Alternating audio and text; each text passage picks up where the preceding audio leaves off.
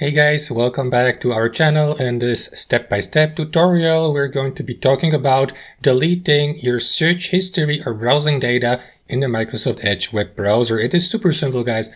And besides, I'm going to show you and guide you through this step by step so that you can follow my instructions and apply these for yourself. So with that in mind, guys, drop a like and now let us get started right away. So what you want to do first is launch the Microsoft Edge web browser on your device, and here on your home feed, click on these three dots in the top right corner to select your account or browser settings by clicking on settings here on the drop down menu.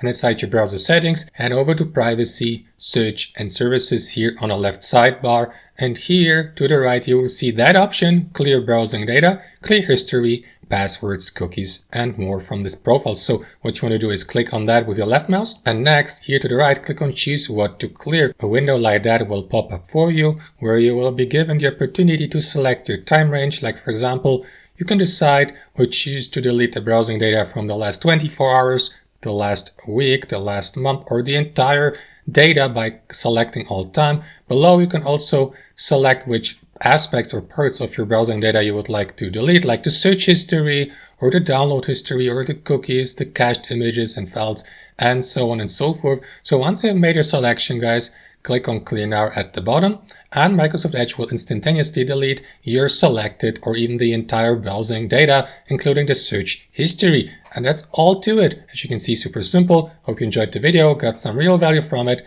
and I'll catch you later.